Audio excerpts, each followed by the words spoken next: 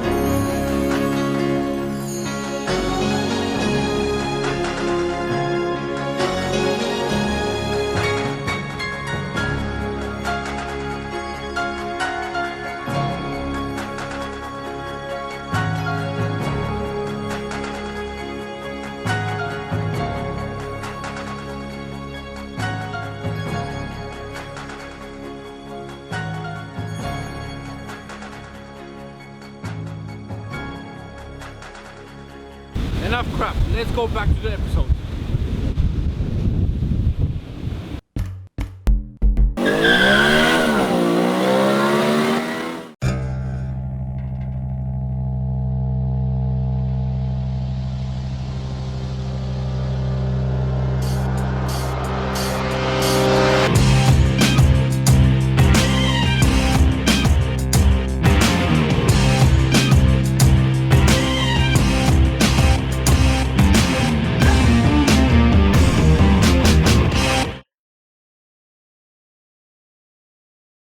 The production of the Passat B7 starts in 2010 and ends in 2014. It comes out in 3 different body shapes, which are Saloon, Estate and All-Track.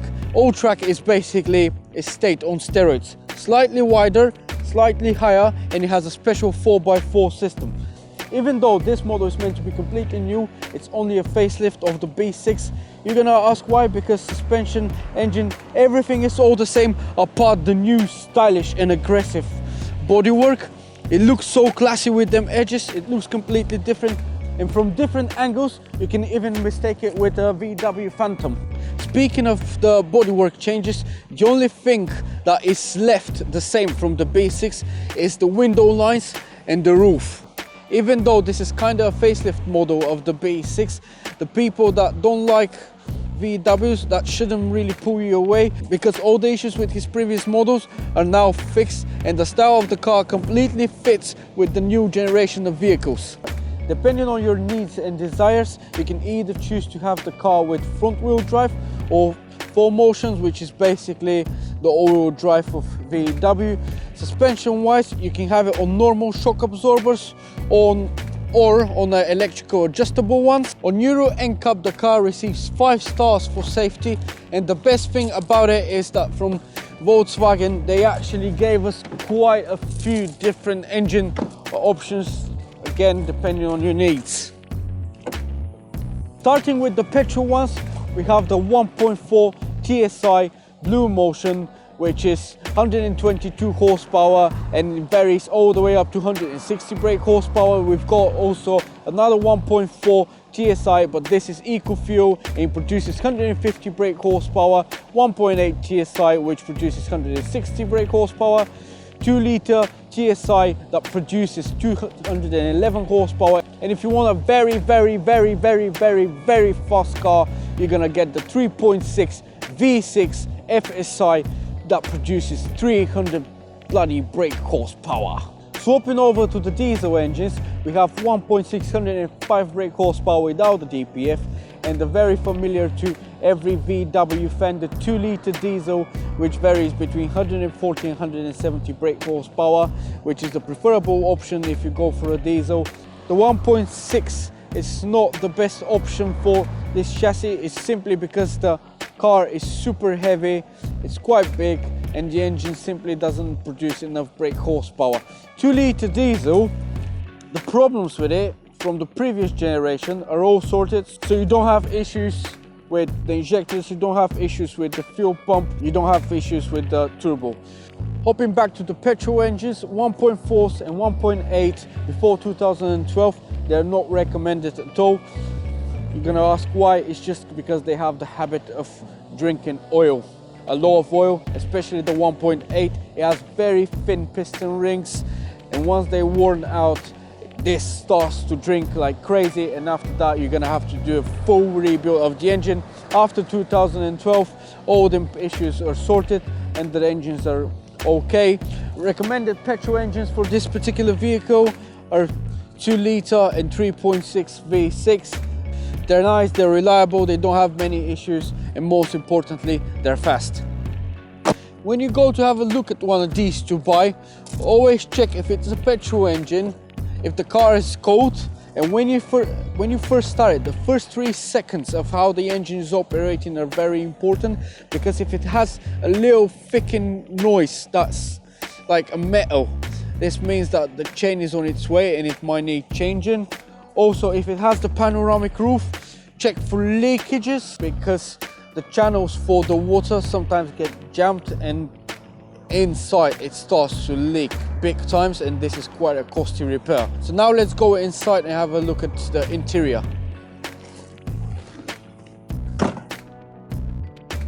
Coming down to the interior of the car, the seats are now changed with new ones. You can choose between having leather, half leather, or just a normal fabric seats.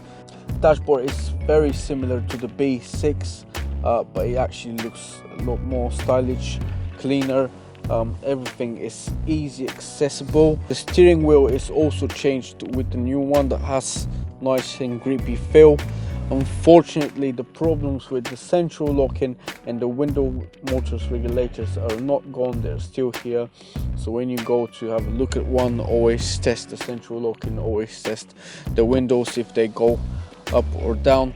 It's not that costly to repair, but on the end of the day, you want to buy a car that you're just gonna sit and drive. You don't want to like start repairing it straight away. The extras of these cars varies again, like you can only have normal climate control, you can just have like fabric seats, and also cruise control, no other extras. This car is actually loaded quite well. It has dual adjustable climate control where you can adjust from here, again nice and easy reachable. Heated seats on 3 stages, which is also quite nice, and obviously you've got your heating controls here. 2 little displays that are actually showing you the temperature, and you also can see the temperature on the main media, which has sat nav with touchscreen, very easy to work on. You just press it, type in country, type in the address for example, then you've got mobile phone which connects with Bluetooth to your actual phone, radio, USB drive in the glove box, which I'm going to show in a second, traffic information as well, so it tells you where you should be cautious, and you just press next or previous.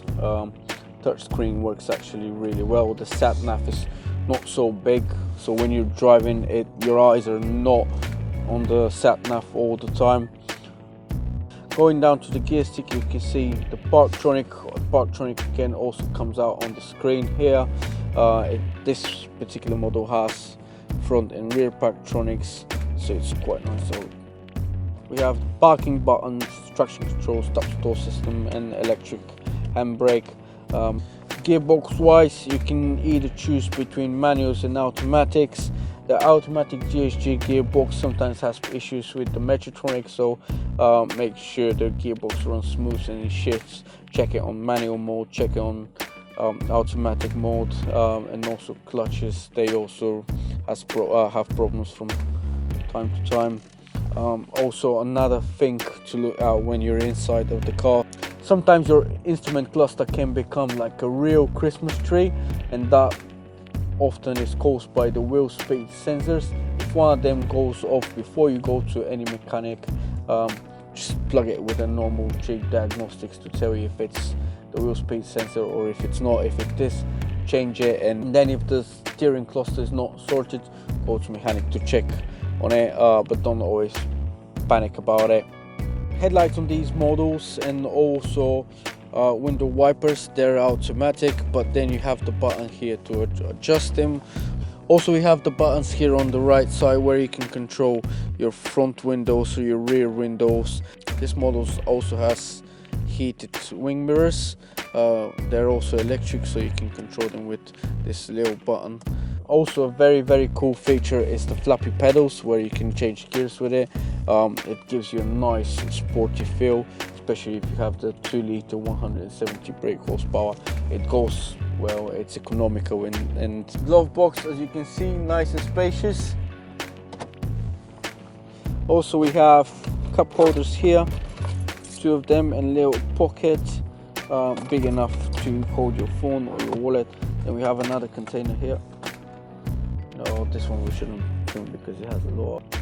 Also, we have a cooling box, fairly big size. You can hold your mask, wet wipes to clean your hands after everywhere you go, and some more stuff.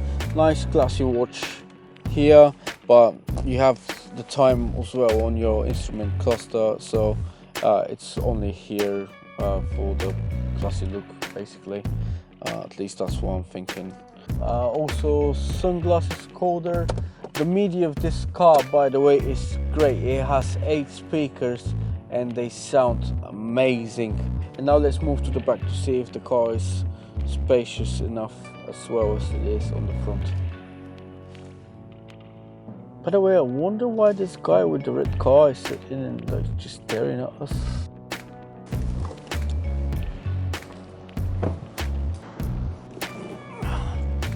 Sitting at the back, it's okay for me, but if you're slightly taller than 6 foot, it's not going to be enough for you.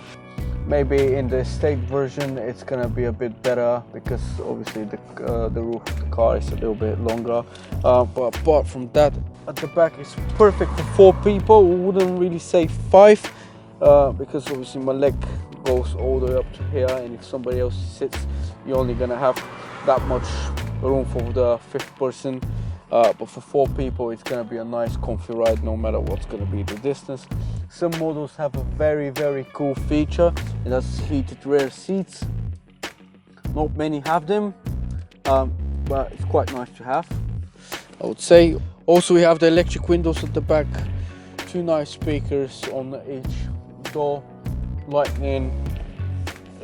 Everything's quite nicely tidy in place. 2 little pockets in the seats, which you should never use because after that they get really saggy. We also have an armrest here, which is quite nice. You can lay down, you can stretch your legs. It also has a little glove compartment here, and if you press this, another 2 cup holders are gonna come out. They're perfect for any size of cup or a bottle you want to handle in, but you do have to be careful with them because these break, and then you have to get the whole panel so you can fix them. If you lift that slightly closer and then you push this in, this is key compartment, which I'm going to show you now when we go to the boot space. I'm gonna have a nap first.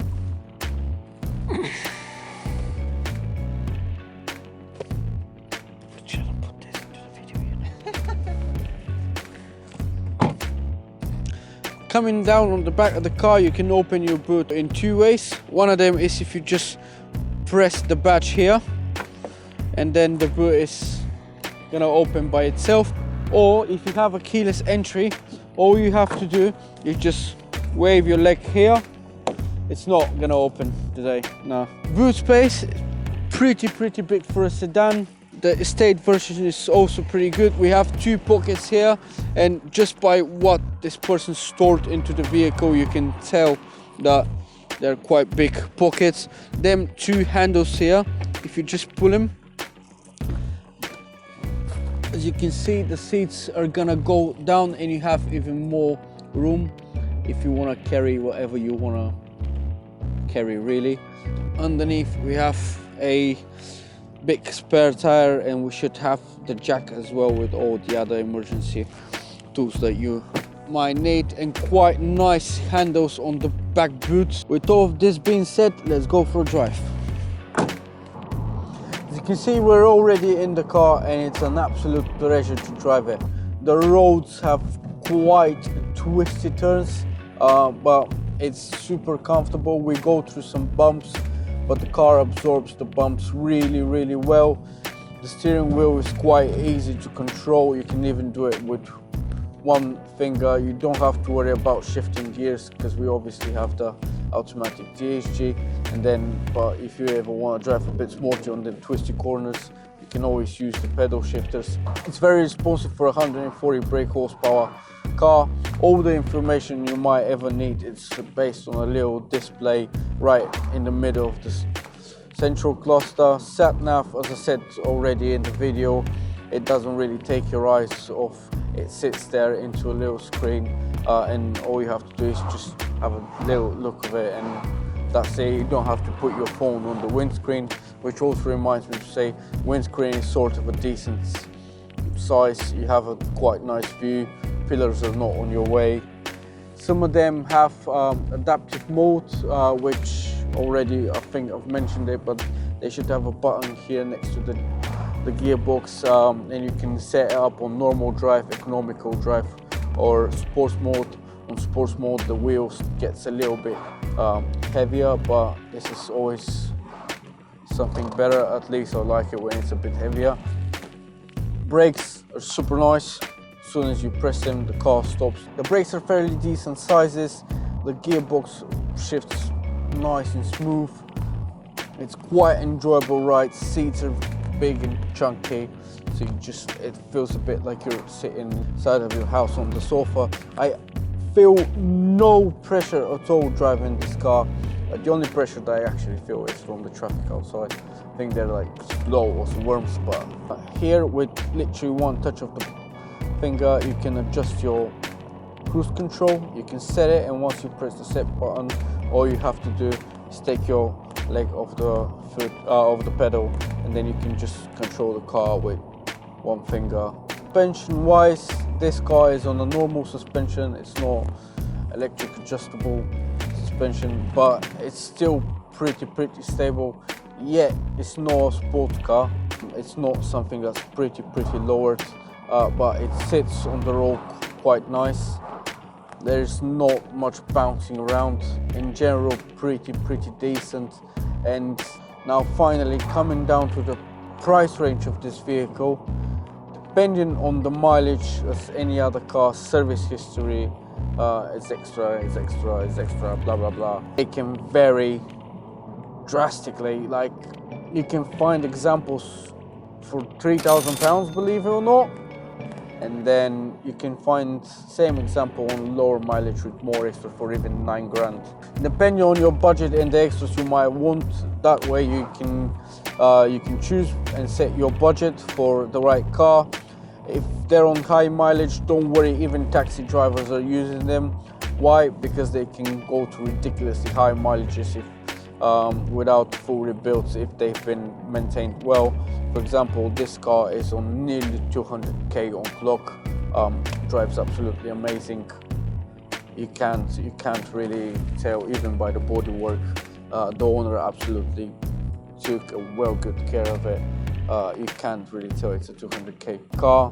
And he said to me that he only bought it for 3.5 grand with full extras. I did have a look at them as well before we started this video, and you can find for 3 to 4 grand sort of the same mileages with full service history, but no extras at all. And for 6 grand you can find a diesel example on a very low mileage like 100k, which for a diesel is not a lot. Again, for a family car, if your family is 4 people, yeah, it's the perfect car. But if you have 5 members in your family, you might want to look for something else, I'll be honest with you. Apart from that, what I can only say is I feel that like the car is brilliant. It's very responsive. Even if you drive fast, as now, it literally stays on the road.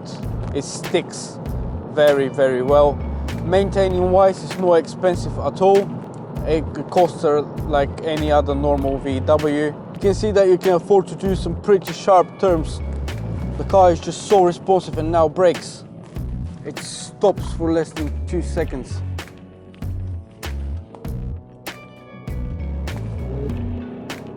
And then just pulls. I reckon this, with a proper remap done on a dyno, you can get about 180 horsepower and it's gonna accelerate even better.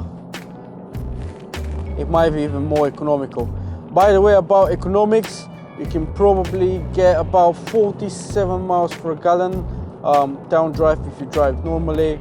On the motorway you can easily reach about 60 miles per gallon. Road tax is inexpensive from them considering the age and the size of the car. Insurance, again, pretty low. The 1.6 no one recommends. Petrol engines, inline fours, like the 1.4 and the 1.8, again, before 2012, they're not that recommended. If you're gonna be getting a Passat B7, I would say best is to have a look at the 2-litre diesel, 2-litre petrol, or if you want to have a very fast car, as I've mentioned it already, get the 3.6 V6. Yes, it's super juicy. Yes, its insurance is probably high, road tax is high, but if you want to have a fast car, you have the money. You need to have the money to afford it anyway. I hate people that are driving 30 miles an hour. Even the sign says 50 miles an hour. We've been stuck like this for 20 miles now. Thank you for being with us today. This is the end of the video. If you enjoyed watching it, please hit the like button, subscribe, put a comment below, tell your friends, tell everyone, because that's how you help us grow and that's how you help us to make more videos exactly for you.